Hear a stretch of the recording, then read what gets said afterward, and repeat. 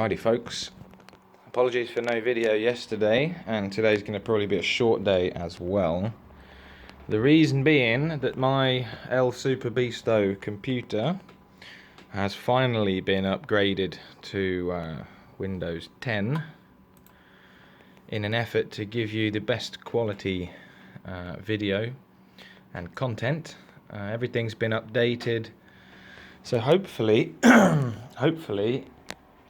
I can render things a bit quicker and do more snazzy edits and cool stuff like that. But yes, it's taken me a day and a half of messing around, and while I was in there I had to organise about 10 years worth of music, video.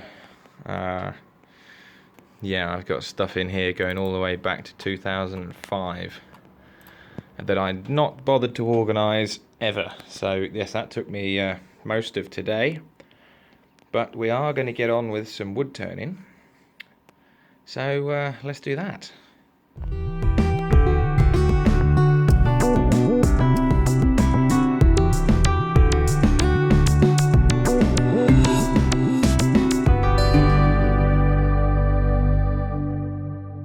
Bit of behind the scenes footage.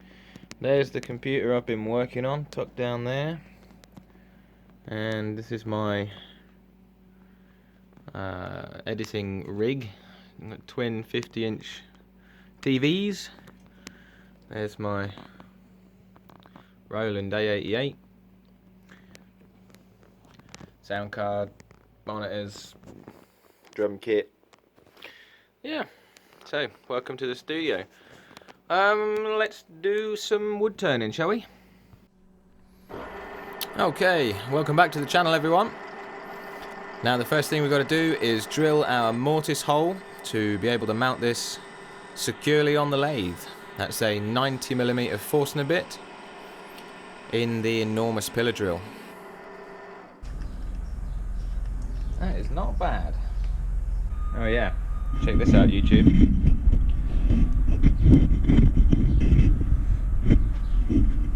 We've got a new light. Just for you. Lights on, lights off.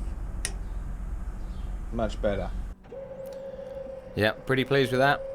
Amazon special, 35 quid. Not bad at all. It's magnetic base. Yeah, all good. So we're turning at 800 RPM with the carbide tool. I've actually got some new carbide bits on in the post, so we're going to be making a square-ended carbide tool pretty soon. Now I tried again with the bowl gouge on this, and it was impossible. Really tough. I mean, it is oak, so I expected it to be tough, but the resin as well. I just can't seem to make a dent with the bowl gouge. So this is going to be a fully carbide project. So I've got big plans for this bowl. Whether they'll all work out, we don't know. We'll have to wait and see. It's going to be a pedestal bowl. So the first thing we've got to do is isolate our pedestal. Now I've got it round, and we're now spinning at 1400 RPM. Now you'll notice that this new upgraded piece of software I'm using has made the audio much more tolerable. No more chickmunks, no more screaming chainsaws. It should all be much better.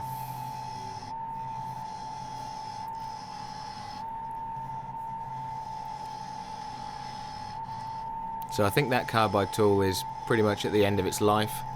I'm really having to press quite hard, which is never what you want to do, because you do increase the risk of catches and nastiness. But I don't have any more heads for it, so we're just going to get on with it and pretend that everything's okay.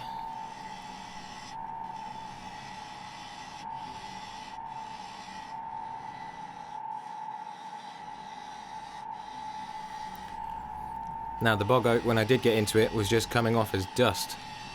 And I am turning side grain here, but obviously it's part of a log, So half of it is half is end grain and half is side grain. So there's another lesson in using a skew. Just for Steve, he wants to see me use a skew. Well, that is how you use a skew. Basically, forget that it's a skew and just use it as a scraper. Perfect, eh?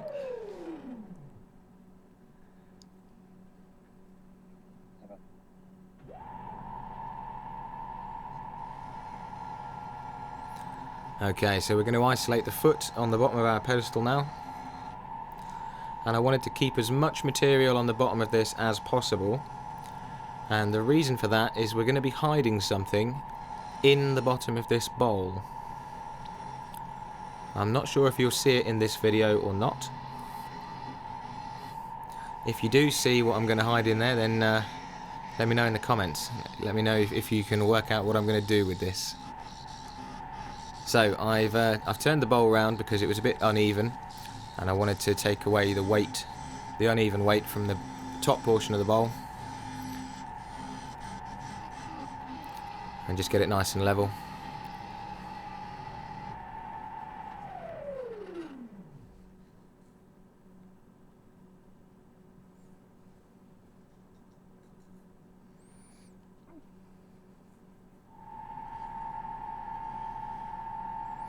Okay, we're the right way around again now.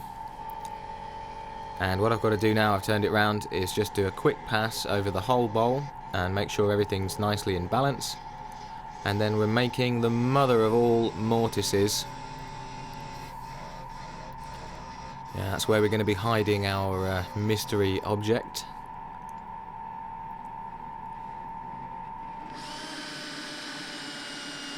Okay, so we're on to sanding. Turn the lathe down to 400 RPM for resin sanding. And I sanded all the way up to 600 grit. And I've just put some Howard feed wax on the bottom. And then on the sides I went sanding paste and a bit of T-cut. And then some Howard feed wax. She's looking pretty cool. Now I don't know if any of you know who the Borg are. If you're a Star Trek fan like me, you'll know who the Borg are. So the colours I've gone for in this bowl are reminiscent of the Borg. Yes, and you'll see what's going to happen with the bowl in tomorrow's video.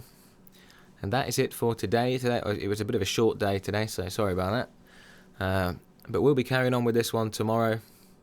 And I hope you've enjoyed watching the video, and thanks to all my new subscribers for coming over. And we'll see you on the next one. Cheers, folks.